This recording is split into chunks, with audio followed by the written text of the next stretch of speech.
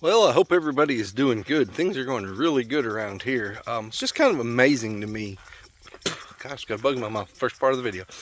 It's kind of amazing to me just how well what we're trying to do is working.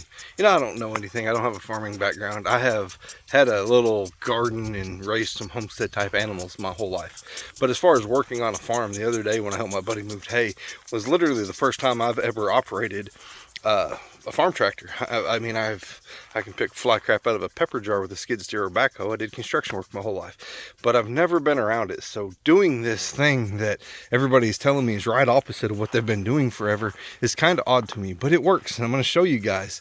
It's not as pretty. It's not as pretty by no means as what I grew up thinking a normal farm should be, but I've never seen anything work so good in my life. So let's go over here. Sprinkler. So I'm out here in my food forest area. Now normally I'd kill every weed that's out here. It would just bother me. I couldn't handle it. I would not have a weed in my garden. But what I've done, you can see, there is some hairy vetch. Them are dicam radishes. Everything that's out here, there's some clover. Everything that out here has a reason. And it's making the soil better, and it's just amazing how well it works. And you know, I'm thinking, there's no way it's working that good, blah blah blah. The last a couple weeks ago, we had 14 inches of rain. We've never had rain like that here. It was record-breaking rains. Now, a year before, we had a 2-inch rain, and in this garden area where I'm at, it held water. There was water piled up everywhere. And you know, our ground changes elevation, dropping from our north end of our property to our south end probably 3 feet. So this whole area was pulled up with water going up to the pond. This last couple weeks we had 14 inches of rain, and the pond went up to about 3 inches higher than what it was. None of the runoff went into the pond. Zero. Like, all of it absorbed into the ground. What we're doing here by adding all these nutrients, leaving ground cover, is just, it's mind-blowing to me, because you wouldn't think, well, it doesn't make any sense. Why does everybody do right opposite of that?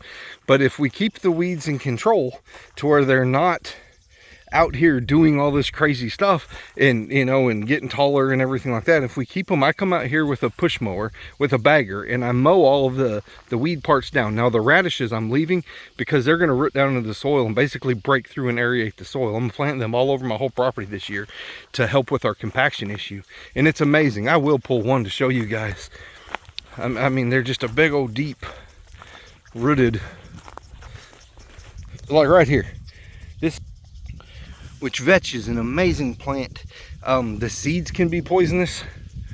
So once it flowers, I've been coming out here and picking the flowers off, or if there's somewhere where I don't have animals getting to it, it's fine, but I don't want it to go to a seed and take a chance of the toxic, you know, whatever getting out there. So, but anyhow, out here, let me find one of these big old radishes. I'm gonna show you. They're everywhere. I just spread the seeds literally in a leaf blower. You guys saw the video. So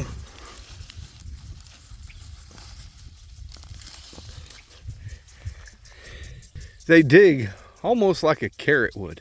I mean, these are young. I really hated doing that, but to show you guys, I mean, they're just starting to come up. They say they'll go way several inches into the ground, and they just bore through the ground. And we're planting them all across our property to remedy the compaction. Now this area here, it's unbelievable. The soil is just really doing good. I can literally burrow through into the ground out here with my hands, and I can get elbow deep. I mean, you don't need a shovel out here anymore. It is really nice, and it's got the fungi, all the roots are connected. It's really doing good.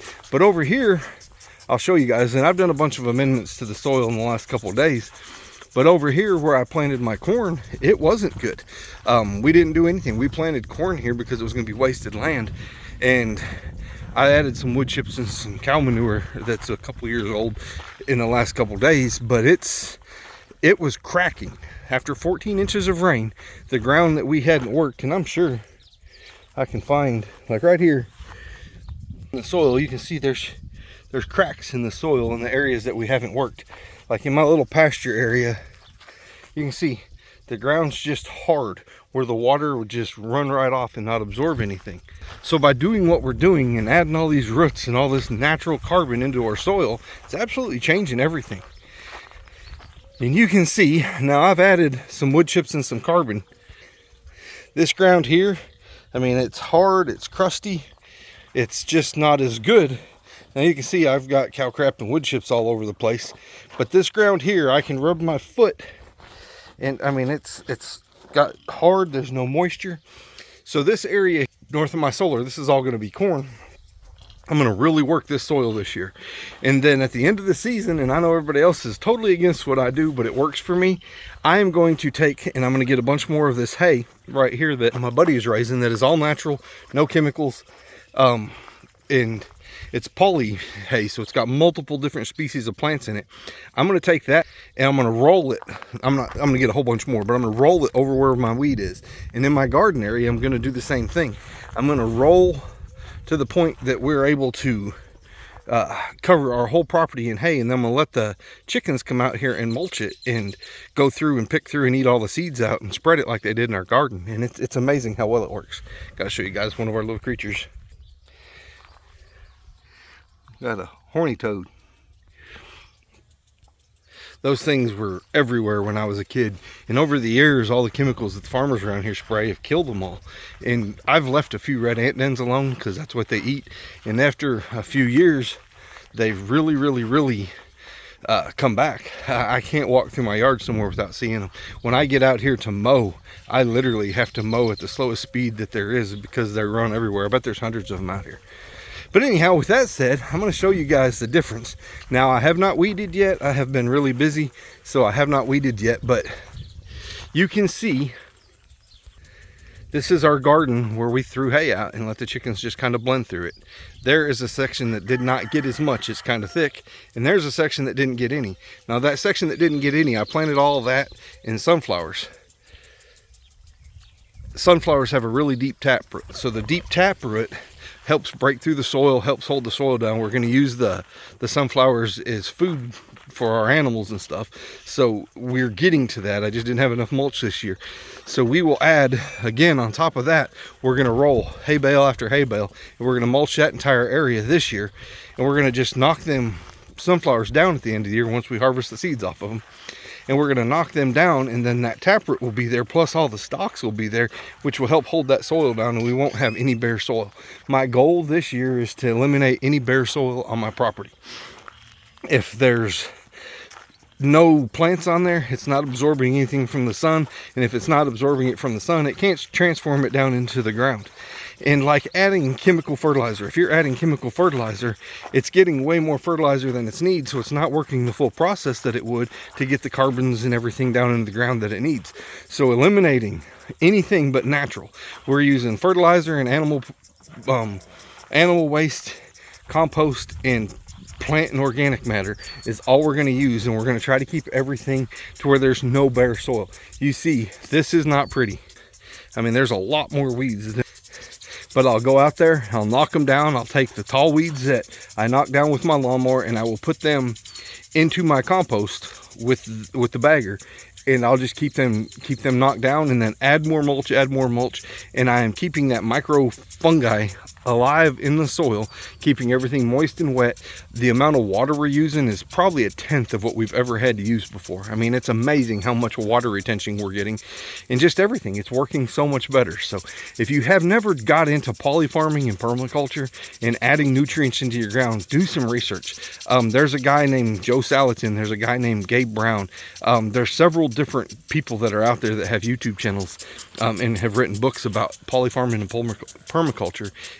It's unbelievable. In an area like arid southwest Oklahoma, it is changing everything. I mean, it is taking our dead soil that's been overworked and overstressed and never taken care of. And I have, in 1 year's time, I have, in that area of the orchard there, I have turned from having almost no topsoil to probably 8 to 10 inches of good, amazing topsoil. It game changes everything. So if you guys aren't doing it, really check into it. Any kind of carbon you can throw down on the ground, keep it, save it, and just work it. Save all your scraps, save all your grass clippings, your cardboard, your paper products, turn it into compost, and just add back. And before long, in 2 weeks period to have no water runoff to absorb 14 inches of rain. You can't tell me this system isn't working. So anyhow, that's what my rant is about today. So appreciate you guys watching. As always, check out our website, I'veGotBugs.com. Check out our Facebook, I've Got Bugs, and our fly fishing YouTube if you're into that. We have a giveaway taking place this week. I'm giving away some fly fishing gear, and we're going to do a drawing this Friday. So if you haven't watched that, it's I've Got Bugs Fly Fishing. Check it out, share it, spread it, help us get this thing growing. We appreciate you guys. See you in the next video.